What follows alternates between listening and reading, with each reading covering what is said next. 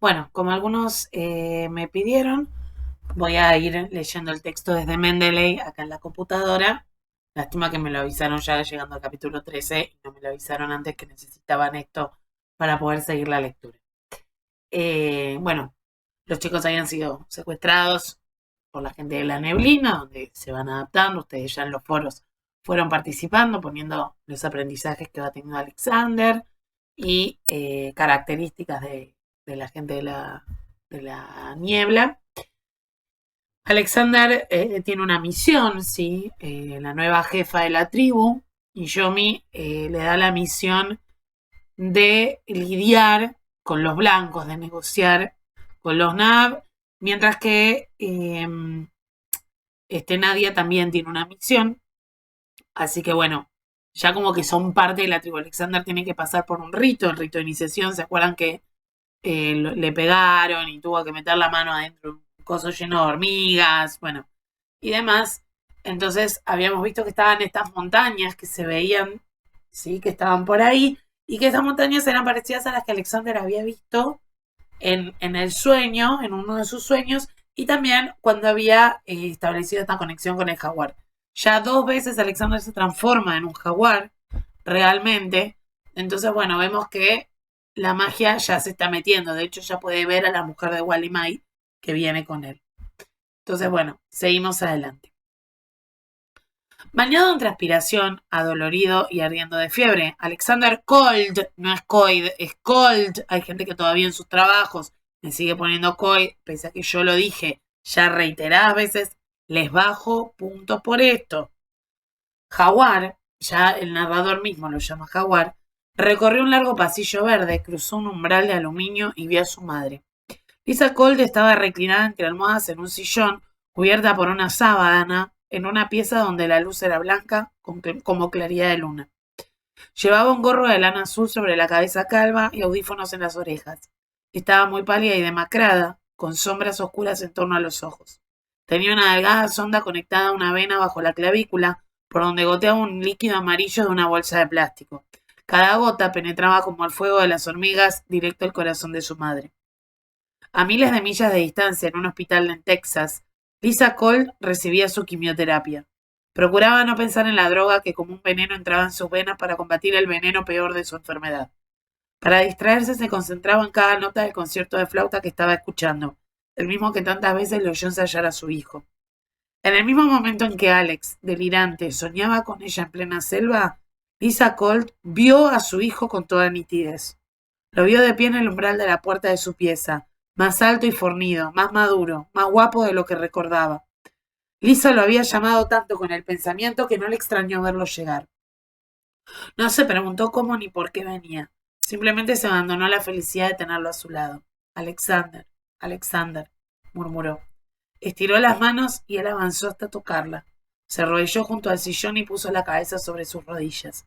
Mientras Lisa Cole repetía el nombre de su hijo y le acariciaba la nuca. Oyó por los audífonos entre las notas diáfanas de la flauta la voz de él pidiéndole que luchara, que no se rindiera ante la muerte, diciéndole una y otra vez, te quiero, mamá. El encuentro de Alexander Cole con su madre puede haber durado un instante o varias horas. Ninguno de los dos lo supo con certeza. Cuando por fin se despidieron, los dos regresaron al mundo material fortalecidos. Poco después, John Cole entró en la habitación de su mujer y se sorprendió de verla sonriendo y con color en las mejillas. ¿Cómo te sientes, Lisa? Preguntó solícito. Contenta, John, porque Alex vino a verme. Contestó ella. Lisa, ¿qué dices? Alexander está en el Amazonas con mi madre, ¿no te acuerdas? Murmuró su marido enterrado ante el efecto que los medicamentos podían tener en su esposa. Sí, lo recuerdo. Por eso Noquita estuvo aquí hace un momento. No puede ser, la rebatió su marido. Ha crecido. Se ve más alto y fuerte, pero tiene el brazo izquierdo muy hinchado, le contó ella, cerrando los ojos para descansar. En el centro del continente sudamericano, en el ojo del mundo, Alexander Cole despertó de la fiebre. Tardó unos minutos en reconocer a la muchacha dorada que se inclinaba a su lado para darle agua. ¿Ya eres su nombre, Jaguar? Dijo Nadia sonriendo aliviada al verlo de vuelta entre los vivos. Walimai preparó una pasta de plantas medicinales y la aplicó sobre el brazo de Alex, con la cual, en pocas horas, se dieron la fiebre y la hinchazón. El chamán le explicó que, tal como en la selva, Hay venenos que matan sin dejar huella. Existen miles y miles de remedios naturales. El muchacho le describió la enfermedad de su madre y le preguntó si conocía alguna planta capaz de aliviarla. Hay una planta sagrada que debe mezclarse con el agua de la salud, replicó el chamán. ¿Puedo conseguir esa agua y esa planta? Puede ser y puede no ser. Hay que pasar por muchos trabajos. Haré todo lo que sea necesario, exclamó Alex. Al día siguiente el joven estaba magullado y en cada picadura o hormiga lucía una pepa roja, pero estaba en pie y con apetito. Cuando le contó su experiencia a Nadia, ella le dijo que las niñas de la tribu no pasaban por una ceremonia de iniciación porque no la necesitaban. Las mujeres saben cuando han dejado atrás la niñez porque su cuerpo sangra y así les avisa. Ese era uno de aquellos días en que Tahama y sus compañeros no habían tenido suerte con la caza y la tribu solo dispuso de maíz y unos cuantos peces. Alex decidió que si antes fue capaz de comer anaconda asada, bien podía probar ese pescado, aunque estuviera lleno de escamas y de espinas. Sorprendido, descubrió que le gustaba mucho. Y pensar que me he privado de este plato delicioso por más de 15 años, exclamó el segundo bocado. Nadie le indicó que comiera bastante, porque al día siguiente partían con Walimai en un viaje al mundo de los espíritus, donde tal vez no habría alimento para el cuerpo. Dice Walimai que iremos a la montaña sagrada, donde viven los dioses, dijo Nadia. ¿Qué haremos allí? Buscaremos los 3 huevos de cristal que aparecieron en mi visión.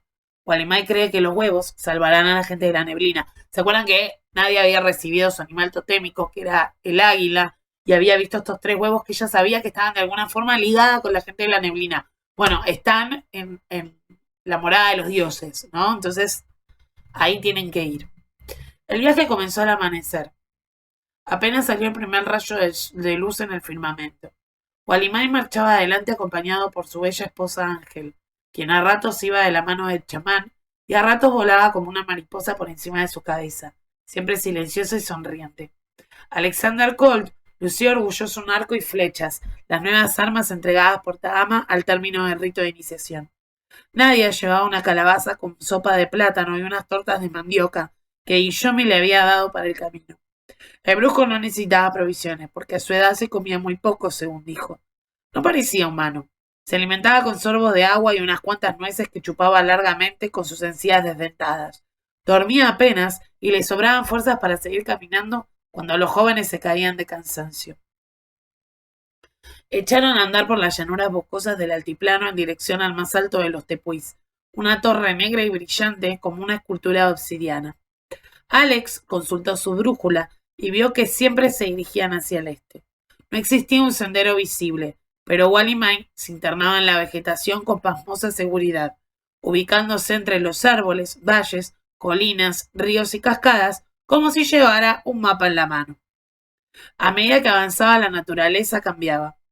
Walimai señaló el paisaje diciendo que este era el reino de la madre de las aguas, y en verdad había una increíble profusión de cataratas y caídas de agua. Hasta allí todavía no habían llegado aún los garimpeiros buscando oro y piedras preciosas, pero todo era cuestión de tiempo. Los mineros actuaban en grupos de 4 o 5 y eran demasiado pobres para disponer de transporte aéreo. Se movían a pie por un terreno lleno de obstáculos o en canoa por los ríos. Sin embargo, había hombres como Mauro Carías que conocían las inmensas riquezas de la zona y contaban con recursos modernos. Lo único que los atajaba de explotar las minas con chorros de agua a presión capaces de pulverizar el bosque y transformar el paisaje en un lodazal eran las nuevas leyes de protección del medio ambiente y de los indígenas. Las primeras se violaban constantemente, pero ya no era tan fácil hacer lo mismo con las segundas, porque los ojos del mundo estaban puestos en esos indios del Amazonas, últimos sobrevivientes de la Edad de Piedra. Ya no podían exterminarlos a bala y fuego como habían hecho hasta hacía muy pocos años, sin provocar una reacción internacional. Alex calculó una vez más la importancia de las vacunas de la doctora Mayra Torres y del reportaje para el International Geographic de su abuela, que alertaría a otros países sobre la situación de los indios. ¿Qué significaban los 3 huevos de cristal que nadie había visto en su sueño? ¿Por qué debían emprender ese viaje con el chamán? Le parecía más útil tratar de reunirse con la expedición, recuperar las vacunas y que su abuela publicara su artículo. Él había sido designado por Iyomi jefe para negociar con los Naab y sus pájaros de ruido y viento, pero en vez de cumplir su cometido, estaba alejándose más y más de la civilización. No había lógica alguna en lo que estaba haciendo, pensó con un suspiro. Ante él se alzaban los misterios y solitarios tepuis, como construcciones de otro planeta. Los tres viajeros caminaron de sol a sol, a buen paso, deteniéndose para refrescar los pies y beber agua en los ríos. Alex intentó cazar un tucán, que descansaba a pocos metros sobre una rama, pero su flecha no dio en el blanco. Tampoco era tan fácil cazar, ¿no? Luego apuntó a un mono que estaba tan cerca que podía ver su dentadura amarilla y tampoco logró cazarlo. El mono le devolvió el gesto con morisquetas que le parecieron francamente sarcásticas. Pensó cuán poco le servían sus flamantes armas de guerrero. Si sus compañeros dependían de él para alimentarse, morirían de hambre. Wally Mai señaló unas nueces que resultaron sabrosas y los frutos de un árbol que el chico no logró alcanzar. Los indios tenían los dedos de los pies muy separados, fuertes y flexibles, y podían subir con agilidad increíble por palos lisos. Esos pies, aunque callosos como cuero de cocodrilo, eran también muy sensibles. Los utilizaban incluso para tejer canastos o cuerdas. En la aldea los niños comenzaban a ejercitarse en trepar apenas podían ponerse de pie. En cambio Alexander, con toda su experiencia en escalar montañas, no fue capaz de encaramarse al árbol para sacar la fruta.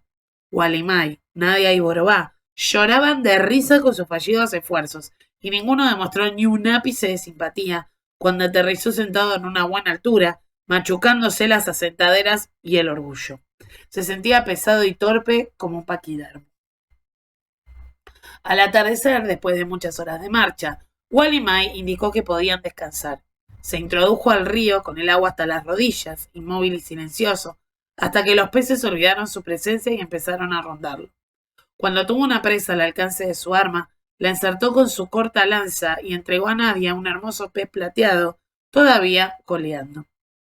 ¿Cómo lo hace con tanta facilidad?, quiso saber Alex, humillado por sus fracasos anteriores. Le pide permiso al pez, le explica que debe matarlo por necesidad, después le da las gracias por ofrecer su vida para que nosotros vivamos, aclaró la chica. Alexander pensó que al principio del viaje se hubiera reído de la idea, pero ahora escuchaba con atención lo que decía su amigo. El pez entiende, porque antes se comió a otros. Ahora es su turno de ser comido. Así son las cosas, añadió ella. El chamán preparó una pequeña fogata para hacer la cena, que les devolvió las fuerzas, pero él no probó sino agua. Los muchachos durmieron acurrucados entre las fuertes raíces de un árbol para defenderse del frío, pues no hubo tiempo de preparar hamacas con cortezas, como habían visto en la aldea. Estaban cansados y debían seguir viaje muy temprano. Cada vez que uno se movía, el otro se acomodaba para estar lo más pegados posible, y así se infundieron calor durante la noche. Entretanto, el viejo Walimai, en cuclillas e inmóvil, pasó esas horas observando el firmamento, mientras a su lado velaba a su esposa, como una hada transparente, vestida solo con sus cabellos oscuros. Cuando los jóvenes despertaron, el indio estaba exactamente en la misma posición en que lo habían visto la noche anterior, invulnerable al frío y la fatiga. Alex le preguntó cuánto había vivido, de dónde sacaba su energía y su formidable salud. El anciano le explicó que había visto nacer a muchos niños que luego se convertían en abuelos, y también había visto morir a esos abuelos y nacer a sus nietos. ¿Cuántos años? Se encogió de hombros. No importaba o no sabía. Dijo que era el mensajero de los dioses. Solía ir al mundo de los inmortales donde no existían las enfermedades que matan a los hombres. Alex recordó la leyenda del Dorado, que no solo contenía fabulosas riquezas, sino también la fuente de la eterna juventud. Mi madre está muy enferma, murmuró Alex, conmovido por el recuerdo.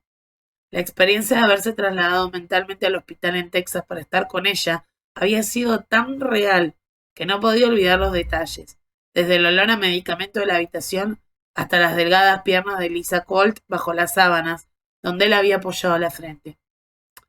Todos morimos, dijo el chamán. Sí, pero ella es joven. Unos se van jóvenes, otros ancianos.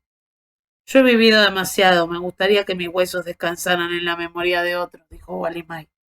Al mediodía siguiente llegaron a la base del más alto tepuy del ojo del mundo, un gigante cuya cima se perdía en una corona espesa de nubes blancas. Walimai explicó que la cumbre Voy a poner... Perdón la interrupción, pero dudé.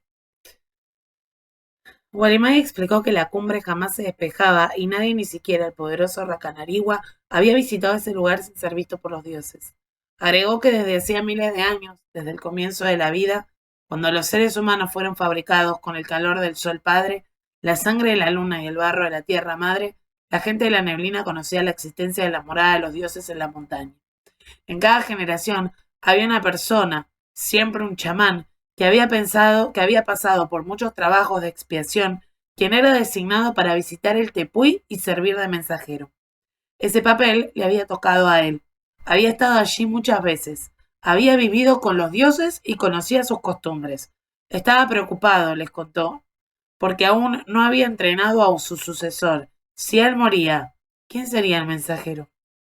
En cada uno de sus viajes espirituales lo había buscado, pero ninguna visión había venido en su ayuda. Cualquier persona no podía ser entrenada. Debía ser alguien nacida con alma de chamán, alguien que tuviera el poder de curar, dar consejos e interpretar los sueños. Esa persona se demostraba desde joven su talento. Debía ser muy disciplinado para vencer las tentaciones y controlar su cuerpo. Un buen chamán carecía de deseos y necesidades. Esto es en breve lo que los jóvenes comprendieron del largo discurso del brujo, quien hablaba en círculos, repitiendo como si recitara un interminable poema.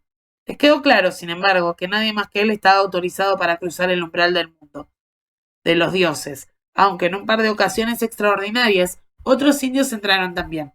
Esta sería la primera vez que se admitían visitantes forasteros desde el comienzo de los tiempos. ¿Cómo es el recinto de los dioses?, preguntó Alex.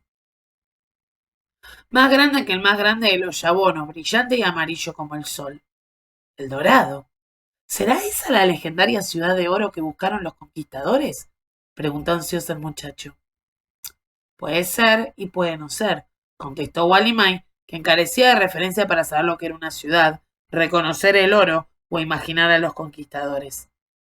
¿Cómo son los dioses? ¿Son como las criaturas que nosotros llamamos la bestia? Puede ser y puede no ser. ¿Y por qué nos ha traído hasta aquí? Por las visiones. La gente de la neblina puede ser salvada por un águila y un jaguar, y por eso ustedes han sido invitados a la morada secreta de los dioses. Seremos dignos de esa confianza. Nunca revelaremos la entrada, prometió Alex. No podrán.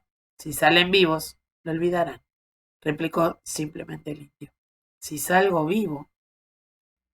Alexander nunca se había puesto en el caso de morir joven. En el fondo consideraba la muerte como algo más bien desagradable que le ocurría a los demás. A pesar de los peligros enfrentados en las últimas semanas, no dudó que volvería a reunirse con su familia. Incluso preparaba las palabras para contar su aventura, aunque tenía pocas esperanzas de ser creído. ¿Cuál de sus amigos podía imaginar que él estaba entre seres de la edad de piedra y que incluso podía encontrar el dorado? Al pie de Tepuy se dio cuenta de que la vida estaba llena de sorpresas. Antes no creía en el destino. Le parecía un concepto fatalista. Creía que cada uno es libre de hacer su vida como se le antoja, y él estaba decidido a hacer algo muy bueno de la suya, a triunfar y ser feliz. Ahora todo eso le parecía absurdo. Ya no podía confiar solo en la razón. Había entrado al territorio incierto de los sueños, la intuición y la magia. Existía el destino y a veces había que lanzarse a la aventura y salir a flote, improvisando de cualquier manera, tal como lo hizo cuando su abuela lo empujó al agua a los 4 años y tuvo que aprender a nadar. No quedaba más remedio que zambullirse en los misterios que lo rodeaban. Una vez más, tuvo conciencia de los riesgos. Se encontraba solo en medio de la región más remota del planeta, donde no funcionaban las leyes conocidas. Debía admitirlo, su abuela le había hecho un inmenso favor al arrancarlo de la seguridad de California y lanzarlo a este extraño mundo. No solo Tahama y sus hormigas de fuego lo habían iniciado como adulto, también lo había hecho la inefable Kate Colt. Walimay dejó a sus 2 compañeros de viaje descansando junto a un arroyo, con instrucciones de esperarlo y partió solo. En esta zona del altiplano la vegetación era menos densa y el sol del mediodía caía como plomo sobre sus cabezas. Nadia y Alex se tiraron al agua espantando a las anguilas eléctricas y a las tortugas que reposaban en el fondo, mientras Boroba cazaba moscas y se rascaba las pulgas en la orilla. El muchacho se sentía absolutamente cómodo con esa chica. Se divertía con ella y le tenía confianza, porque en ese ambiente era mucho más sabia que él. Le parecía raro sentir tanta admiración por alguien de la edad de su hermana. A veces caía en la tentación de compararla con Cecilia Burns, pero no había por dónde empezar a hacerlo, eran totalmente distintas. Cecilia Burns estaría tan perdida en la selva como Nadia Santos lo estaría en una ciudad. Cecilia se había desarrollado temprano y a los 15 años ya era una joven mujer. Él no era su único enamorado. Todos los chicos de la escuela tenían las mismas fantasías. Nadia, en cambio, todavía era larga y angosta como un junco, sin forma femenina, puro hueso y piel bronceada. Un ser andrógino, con olor a bosque. A pesar de su aspecto infantil, inspiraba respeto. Poseía plomo y dignidad. Tal vez, porque carecía de hermanos o amigas de su edad, actuaba como un adulto. Era seria, silenciosa, concentrada. No tenía la actitud chinchosa que a Alex tanto le molestaba en otras niñas. Detestaba cuando las chicas cuchicheaban y se reían entre ellas. Se sentía inseguro, pensaba que se burlaban de él. No hablamos siempre de ti, Alexander Colt. Hay otros temas más interesantes, le había dicho una vez Cecilia Burns delante de toda la clase. Pensó que nadie nunca lo humillaría de ese modo. El viejo chamán regresó unas horas más tarde, fresco y sereno como siempre, con 2 palos untados en una resma similar a la que emplearon los indios para subir por los costados de la cascada. Anunció que había hallado la entrada a la montaña de los dioses, y después de ocultar el arco y las flechas, que no podrían usar, los invitó a seguirlo. A los pies del tepuy, la vegetación consistía en inmensos helechos que crecían enmarañados como estopa. Debían avanzar con mucho cuidado y lentitud, separando las hojas y abriéndose camino con dificultad. Una vez que se internaron bajo esas gigantescas plantas, el cielo desapareció. Se hundieron en un universo vegetal. El tiempo se detuvo y la realidad perdió sus formas conocidas. Entraron a un dédalo de hojas palpitantes, de rocío perfumado, de almizcle, de insectos fosforescentes y flores suculentas, que goteaban una miel azul y espesa. El aire se tornó pesado como aliento de fiera. Había un zumbido constante. Las piedras ardían como brasas, y la tierra tenía el color de sangre. Alexander se agarró con una mano del hombro de Walimai y con la otra sujetó a Nadia, consciente de que, si se separaban unos centímetros, los helechos se lo tragarían y no volverían a encontrarse más. Morobá iba aferrado al cuerpo de su ama, silencioso y atento. Debían apartar de sus ojos las delicadas telarañas bordadas de mosquitos y gotas de rocío que se extendían como encaje entre las hojas. Apenas alcanzaban a verse los pies. Así es que dejaron de preguntarse qué era esa materia colorada, viscosa y tibia, donde se hundían hasta el tobillo. El muchacho no imaginaba cómo el chamán reconocía el camino. Tal vez lo guiaba su esposa espíritu. A ratos estaba seguro de que daban vueltas en el mismo sitio sin avanzar ni un paso. No había puntos de referencia, solo la voraz vegetación envolviéndolos en su reluciente abrazo. Quiso consultar su brújula, pero la aguja vibraba, enloquecida, acentuando la impresión de que andaban en círculos. De pronto, Walimai se detuvo. Apartó un helecho, que en nada se diferenciaba de los otros, y se encontraron ante una apertura en la ladera del cerro, como una guarida de zorros. El brujo entró gateando, y ellos lo siguieron. Era un pasaje angosto de unos 3 o 4 metros de largo, que se abría a una cueva espaciosa, alumbrada apenas por un rayo de luz que provenía del exterior, donde pudieron ponerse de pie. Walimai procedió a frotar sus piedras para hacer fuego con paciencia, mientras Alex pensaba que nunca más saldría de su casa sin fósforos. Por fin la chispa de las piedras prendió una paja que Walimai usó para encender la resma de una de las antorchas. En la luz vacilante vieron elevarse una nube oscura y compacta de miles y miles de murciélagos. Estaban en una caverna de roca rodeados de agua que chorreaba por las paredes y cubría el cielo como una laguna oscura. Varios túneles naturales salían en diferentes direcciones, unos más amplios que otros, formando un intrincado laberinto subterráneo. Sin vacilar, el indio se dirigió a uno de los pasadizos, con los muchachos pisándole los talones. Alex recordó la historia del hilo de Ariadna, que, según la mitología griega, permitió a Teseo regresar de las profundidades del laberinto, después de matar al feroz Minotauro. Él no contaba con un rollo de hilo para señalar el camino, y se preguntó cómo saldrían de allí en caso que fallara Gualimay. Como la aguja de su brújula vibraba sin rumbo, dedujo que se hallaban en un campo magnético. Quiso dejar marcas con su navaja en las paredes, pero la roca era dura como granito y habría necesitado horas para tallar una muesca. Avanzaban de un túnel a otro, siempre ascendiendo por el interior del tepuy, con la improvisada antorcha como una única defensa contra las tinieblas absolutas que los rodeaban.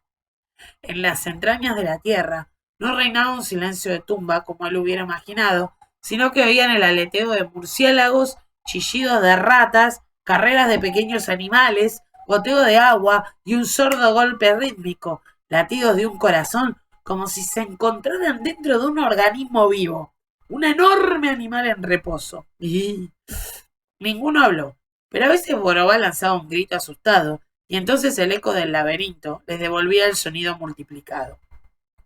El muchacho se preguntó qué clase de criaturas albergarían esas profundidades. Tal vez serpientes o escorpiones venenosos, pero decidió no pensar en ninguna de esas posibilidades y mantener la cabeza fría, como parecía tenerla Nadia, quien marchaba tras Gualimay, muda y confiada. Poco a poco vislumbraron al fin del largo pasadizo. Vieron una tenue claridad verde y al asomarse se encontraron en una gran caverna cuya hermosura era casi imposible de describir.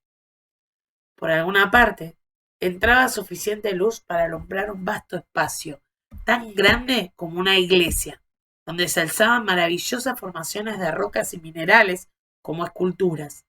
El laberinto que habían dejado atrás era de piedra oscura, pero ahora estaban en una sala circular, iluminada bajo una bóveda de catedral, rodeados de cristales y piedras preciosas. Alex sabía muy poco de minerales, pero pudo reconocer ópalos, topacios, ágatas, trozos de cuarzo y alabastro, jade y turmalina. Vio cristales como diamantes, otros lechosos, unos que parecían iluminados por dentro, otros veteados de verde, morado y rojo, como si estuvieran incrustados de esmeraldas, amatistas y rubíes. Estalactitas transparentes pendían del techo como puñales de hielo, goteando agua calcárea. Olía a humedad y sorprendentemente a flores.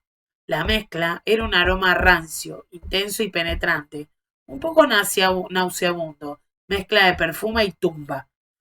El aire era frío y crujiente, como suele serlo en invierno después de nevar. De pronto vieron algo que se movía en el otro extremo de la gruta. Un instante después, se desprendió de una roca de cristal azul algo que parecía un extraño pájaro, algo así como un reptil alado. El animal estiró las alas, disponiéndose a volar, y entonces Alex lo vio claramente. Era similar a los dibujos que había visto de los legendarios dragones, solo que del tamaño de un gran pelícano y muy bello. Los terribles dragones de las leyendas europeas, que siempre aguardaban un tesoro o una doncella primisionera, eran definitivamente repelentes. El que tenía ante sus ojos, sin embargo, era como los dragones que había visto en las festividades del barrio chino en San Francisco, pura alegría y vitalidad. De todos modos, abrió su navaja del ejército suizo y se dispuso a defenderse, pero Gualimay lo tranquilizó con un gesto. La mujer espíritu del chamán, liviana como una libélula, cruzó volando la gruta y fue a posarse entre las alas del animal, cabalgándolo. Borobá chilló aterrado y mostró los dientes, pero nadie lo hizo callar embobada ante el dragón. Cuando logró reponerse lo suficiente, empezó a llamar en el lenguaje de las aves y de los reptiles, con la esperanza de atraerlo, pero el fabuloso animal examinó de lejos a los visitantes, con sus pupilas coloradas, e ignoró el llamado de nadie. Luego levantó el vuelo elegante y ligero para dar una vuelta olímpica por la bóveda de la gruta, con la esposa de Gualimay en el lomo, como si quisiera simplemente mostrar la belleza de sus líneas y de sus escamas fosforescentes. Por último, regresó a posarse sobre la roca de cristal azul, dobló sus alas y aguardó con la actitud impasible de un gato. El espíritu de la mujer volvió donde su marido, y allí quedó flotando suspendida en el aire. Alex pensó cómo podría describir después lo que ahora veían sus ojos. Habría dado cualquier cosa por tener la cámara de su abuela para dejar prueba de que ese lugar y esos seres existían de verdad, que él no había naufragado en la tempestad de sus propias alucinaciones. Dejaron la caverna encantada y el dragón alado con cierta lástima, sin saber si acaso volverían a verlos. Alex todavía procuraba encontrar explicaciones racionales para lo que sucedía. En cambio, Nadia aceptaba lo maravilloso sin hacer preguntas. El muchacho supuso que esos tepuis, tan aislados del resto del planeta, eran los últimos enclaves de la era paleolítica, donde se habían preservado intactas la flora y la fauna de miles y miles de años atrás. Posiblemente se encontraban en una especie de isla de las Galápagos, donde las especies más antiguas habían escapado de las mutuaciones o de la extinción. Ese dragón debía ser solo un pájaro desconocido. En los cuentos folclóricos y la mitología de lugares muy diversos aparecían esos seres. Los había en la China, donde eran símbolo de la buena suerte, tanto en Inglaterra, donde servían para probar el valor de los caballeros, como San Jorge. Posiblemente, concluyó, fueron animales que convivieron con los primeros seres humanos del planeta, a quienes la superstición popular recordaba como gigantescos reptiles que echaban fuego por las narices. El dragón de la gruta no emanaba llamaradas, sino un perfume penetrante de cortesana. Sin embargo, no se le ocurría una explicación para la esposa de Walimai, esa hada de aspecto humano que lo acompañaba en su extraño viaje. Bueno, tal vez encontraría una después. Alexander busca explicaciones. Siguieron a Walimai por nuevos túneles, mientras la luz de la antorcha iba haciéndose cada vez más débil. Pasaron por otras grutas, pero ninguna tan espectacular como la primera, y vieron otras extrañas criaturas, aves de plumaje rojo con 4 alas, que gruñían como perros, y unos gatos blancos de ojos ciegos que estuvieron a punto de atacarlos, pero retrocedieron cuando nadie los calmó en la lengua de los felinos. Al pasar por una cueva inundada, debieron caminar con el agua al cuello, llevando a Borobá montado sobre la cabeza de su ama, y vieron unos peces dorados con alas que nadaban entre sus piernas y de repente emprendían el vuelo, perdiéndose en la oscuridad de los túneles. En otra cueva, que exhalaba una densa niebla púrpura como la de ciertos crepúsculos, crecían inexplicables flores sobre la roca viva. Walimai trozó una de ellas con su lanza y de inmediato salieron de entre los pétalos unos carnosos tentáculos que se extendieron buscando a su presa.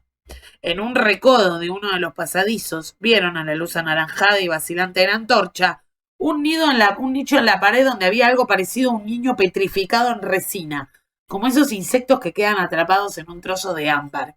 Alex imaginó que esa criatura había permanecido en su hermética tumba desde los albores de la humanidad y seguiría intacta en el mismo lugar dentro de miles y miles de años. ¿Cómo había llegado ahí? ¿Cómo había muerto? Finalmente el grupo alcanzó el último pasaje de aquel inmenso laberinto. Asomaron a un espacio abierto, donde un chorro de luz blanca los cegó por unos instantes. Entonces vieron que estaban en una especie de balcón, un saliente de roca, asomado en el interior de una montaña hueca, como el cráter de un volcán. El laberinto que habían recorrido penetraba en las profundidades del Tepuy, uniendo el exterior con el fabuloso mundo encerrado en su interior. Comprendieron que habían ascendido muchos metros por los túneles, habían ido para arriba. Hacia arriba se extendían las laderas verticales, del cerro cubiertas de vegetación, perdiéndose entre las nubes. No se veía el cielo, solo un techo espeso y blanco como algodón, por donde se filtraba la luz del sol creando un extraño fenómeno óptico. 6 lunas transparentes flotando en el firmamento de leche. Eran las lunas que Alex había visto en sus visiones. En el aire volaban pájaros nunca vistos, algunos translúcidos y livianos como medusas, otros pesados como negros cóndores, algunos como el dragón que habían visto en la gruta. Varios metros más abajo había un gran valle redondo, que, desde la altura donde se encontraban, aparecía como un jardín verde azul envuelto en vapor. Cascadas, hilos de agua y riachuelos se deslizaban por las laderas, alimentando las lagunas del valle, tan simétricas y perfectas que no parecían naturales. Y en el centro, centelleante como una corona, se alzaba orgulloso el dorado. Nadia y Alex ahogaron una exclamación, cegados por el resplandor increíble de la ciudad de oro, la morada de los dioses. Walimai dio tiempo a los muchachos de reponerse de la sorpresa, y luego les señaló las escalinatas talladas en la montaña que descendían culebreando entre el saliente donde se encontraba hasta el valle. A medida que bajaban, se dieron cuenta de que la flora era tan extraordinaria como la fauna que habían vislumbrado. Las plantas y flores y arbustos de las laderas eran únicos. Al descender, aumentaba el calor y la humedad. La vegetación se volvía más densa y exuberante, los árboles más altos y frondosos, las flores más perfumadas, los frutos más suculentos. La impresión, aunque de gran belleza, no resultaba apacible, sino vagamente amenazante, como un misterioso paisaje de Venus. La naturaleza latía, jadeaba, crecía ante sus ojos, acechaba. Vieron moscas, amarillas y transparentes como topacios, escarabajos azules, provistos de cuernos, grandes caracoles tan coloridos que de lejos parecían flores exóticos, lagartos rayados, roedores con afilados colmillos curvos, ardillas sin pelo saltando como ñomos desnudos entre las ramas. Al llegar al valle y acercarse al Dorado, los viajeros comprendieron que no era una ciudad, y tampoco era de oro. Se trataba de una serie de formaciones geométricas naturales, como los cristales que habían visto en las grutas. El color dorado provenía de mica, un mineral sin valor, y pirita, bien llamada oro de tontos. Alex esbozó una sonrisa, pensando que si los conquistadores y tantos otros aventureros hubieran logrado vencer los increíbles obstáculos del camino para alcanzar el dorado, habrían salido más pobres de lo que llegaron.